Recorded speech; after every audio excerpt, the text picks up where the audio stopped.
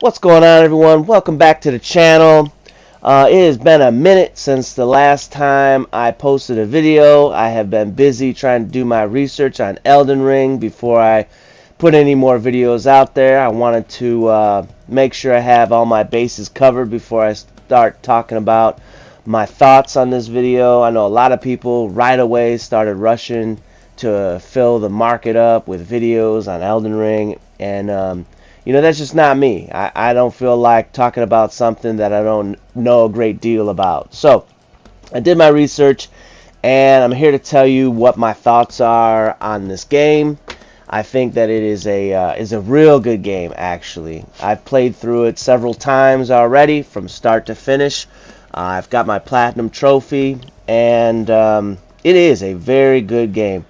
It is true to Souls, and I would classify this as a blend of all the Souls games, and like Bloodborne and Sekiro. They basically took everything that was good from this game, from all those games, and put it into this one. In fact, they even put, honestly, in my opinion, I feel like they put the Chalice Dungeon random generator in this game. That's probably how they actually came up with the designs for the multitude of catacombs and caves and little side dungeons and stuff like that. So that being considered, it is a massive game. There are several different regions in the game, and like I said, they basically took everything from these other games and they kind of put it in there. They made it new, they made it fresh, and I would say that it is the biggest game, actually. As far as combat goes, it feels a lot like Souls. It runs really smooth. I will say, you probably heard this before if you watched other videos, that sometimes there is some frame rate drops. I'm playing on the PS4, so I do get frame rate drops and stuff like that. It's not very common, but it does happen. You can jump, which is cool. It's got stealth, which is, honestly, the stealth portion. There had always been a stealth portion in all the Souls games. But in this one, there's actually the mechanic is upgraded to where you can actually manually stealth. You can, if you press the R3 button, I believe it is, you can actually like crouch down and kind of walk like quietly or whatever. In previous iterations of Souls games, there was you either move slower or you can cast a spell that will actually quiet your footsteps and stuff. And they still have that kind of stuff in here, but they also have this added mechanic. All right.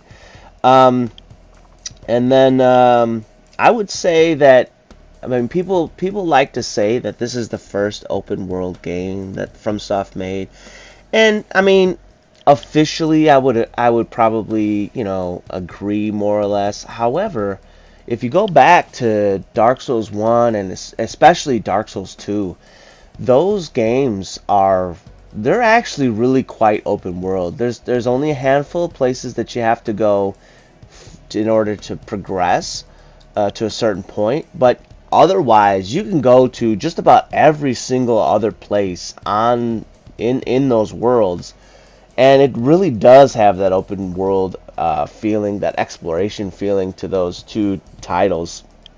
So like I said, I feel like it really is a blend of everything into like this super awesome form.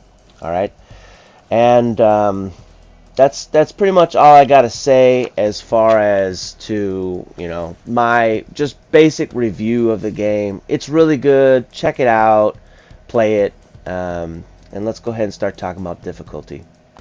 And this game is difficult.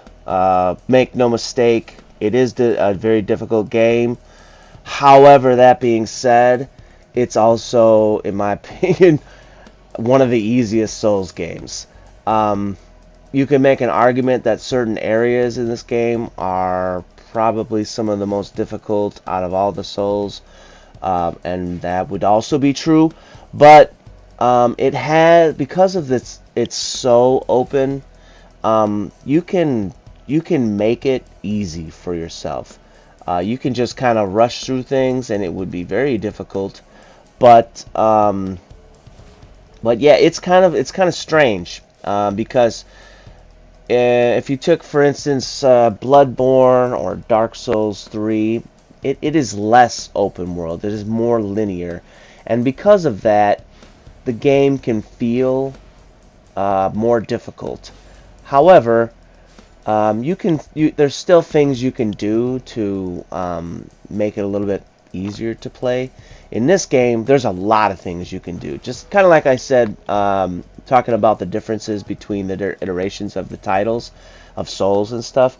Dark Souls 1 and 2, they're very difficult games. In fact, if you talk to any Souls veteran, they'll tell you that, especially Dark Souls 1, they'll tell you that it's probably one of the most difficult games. But honestly, part of that is because you make it difficult, you know. I mean, there's things you can do to make either of those titles extremely easy, just like this one. So it definitely makes it very accessible for people to play, but at the same time, it is difficult. And there's certain optional areas that are really difficult. And if you've played and tried to defeat, Malenia and other bosses, that they're difficult, like the Elden Beast boss. That's a mandatory one, and that one's quite difficult when you get there at the very end of the game. But aside from that, it definitely, the open world aspect allows you to play at your own speed, which is super cool. So I want to transition on to the different play style and feels of the game. And this is something that I really don't hear a lot about, actually.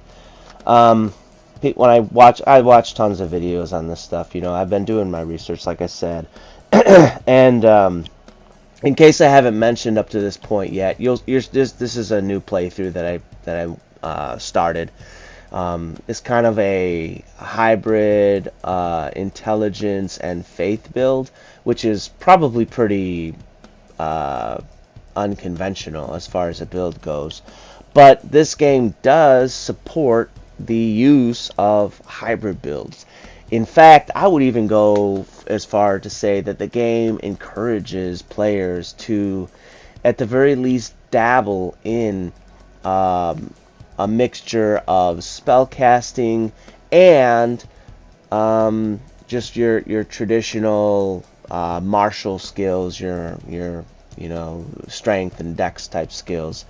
And I would say that you've got, out of all your statistics, you have several different separations of these categories, rather, of these statistics. You have basically your spell casting type of stats, and that's intelligence, faith, and to some degree arcane. And by and large, picking one of those to at least some degree would be highly beneficial, in my opinion.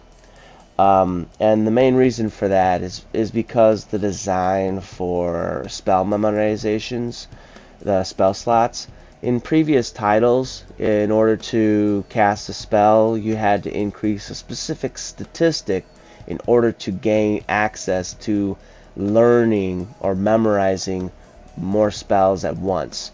However, in this title, that is done with these memory stones. I think, if I'm remembering correctly, they're called. If I'm remembering correctly, it's they look like little necklaces or whatever.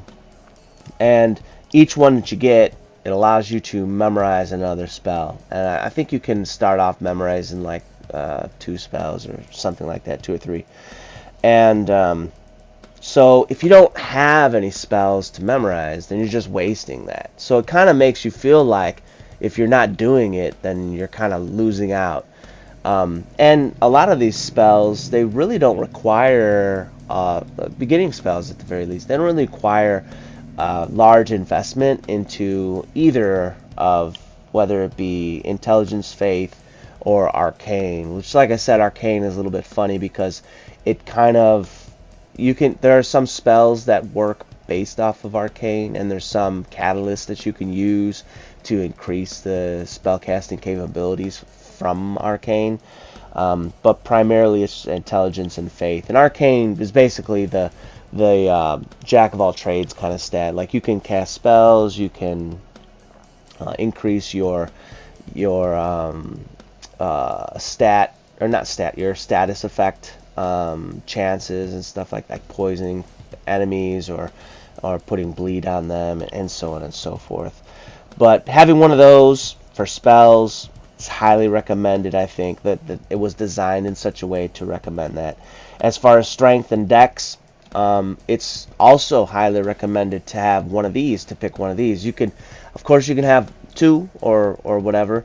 You can have both to some degree, but most of your weapons are based off of either strength or dexterity. And there's a difference between the two, just like there's a difference in faith and intelligence. Intelligence is your sorceries, which are more attack based, and faith and attack / magic based, and faith is more of your, like, healing and your buffs, and it does have some attack spells too, based in fire and lightning and stuff like that. But then the differences with strength and dex is strength, you're having those bigger, harder hitting, poise breaking weapons, and as a side note, it allows you to use the bigger shields. And dexterity grants you access to more of the faster finesse type weapons. It also allows you to cast spells faster, which in Souls titles they've always done this, and this is something that I really don't agree with. It doesn't, to me, make very much sense. Like, if you're trying to cast a spell, probably be better for you to be smart enough to know it faster than, it's whatever. I'm not making the games, so it doesn't really matter. But just know that I kind of disagree. In fact, in Dark Souls 2, the mechanic was that intelligence and faith and stuff like that did increase spell casting speed. Why they did not continue to do that, I don't know. But while you might think that dexterity is probably the superior stat between strength and dex, I kind of, after playing it a few times, especially for those of you who are going to be beginners in this game, I really think that strength is probably gives you access to an easier playthrough than dexterity, and that's because of two things. One, because of those poise breaking weapons. If you do these jump attacks, which do extra damage, it'll actually break poise even more. And then if you combine that with a large weapon that does a lot of poise damage, then when you attack enemies, a lot of times you'll break their poise and you'll stop them in the middle of their attack, and that can be extremely helpful, especially against bosses and stuff like that, which typically are or elite enemies. Those are typically the ones that'll give you the most problems. There sometimes are times when you can get into issues of getting overloaded with enemies, and poise breaking weapons might not be the best choice in those type of situations. But there's ways you can deal with that. Try to single them out and stuff like that. But dex weapons, dex build, I would say that it definitely is good. It's just not my favorite. And the other thing, the reason why strength is a little bit better, is because of those shields. And in this game, there are some really, really, really good shields. In fact, there's one in particular that if you get it, it's just like this big block of stone. And if you get it, you can basically use that in conjunction with like a spear or a rapier or something like that, and you could completely trivialize a multitude of enemies with this combination, because it will nearly block 100% of all the stamina damage when you receive an attack while blocking, and that makes a huge difference of statistics. So having like a hybrid strength intelligence, or a hybrid dex faith, or my last playthrough I did a faith, get this, I did a hybrid arcane, faith, and then traditional hybrid build. So I had my strength and dex tuned up past 40. I had my arcane at 45 and my faith at 30, and it was one of the most fun builds I've ever had in any Souls game. It was just so fun. The versatility was amazing. I could do pretty much anything. Any kind of enemy that had any sort of weakness, I was able to exploit it, and that was awesome. So the weapon scaling, pretty much any of those stats, with the exception of like vitality, endurance, and mind, you can pretty well get a weapon that will scale with it, and there are tons of weapons. And then if you don't have a weapon that scales with it, you can get an Ash of War that you can just casually put onto a weapon, and it'll scale with that, which really makes it quite interesting, the different combinations that you can make with different type of weapons. Although I will say that some combinations are going to be better than others. So dabbling with that is actually really fun to kind of explore and see what you can do with that. And that is pretty much everything that I wanted to talk about. I can see this this discussion is kind of going quite a while. For those of you who have stayed here to the end, why don't you go ahead and put in the comments what is, not only what is, aside from Elden Ring, what is your favorite Soulsborne title, and then also which region of Elden Ring did you like the most? Which of the different regions did you find the most fun with? The most, whether it's fun, challenge, exploration, whatever. What did you like the most in the Elden Ring regions, or in the Elden Ring game in general? Go ahead and put in the comments what it is that you liked most. And in the next couple of videos, I'll probably put in some information on perhaps some different builds that I have chosen to do, and which ones what I've found success in, what I found difficulty in. Yeah, so that pretty well concludes this video. If you had fun, if you learned something, if you enjoyed watching it, make sure you like, subscribe, hit the bell icon, share the video, and as always, thanks, stay cool, and bye everyone.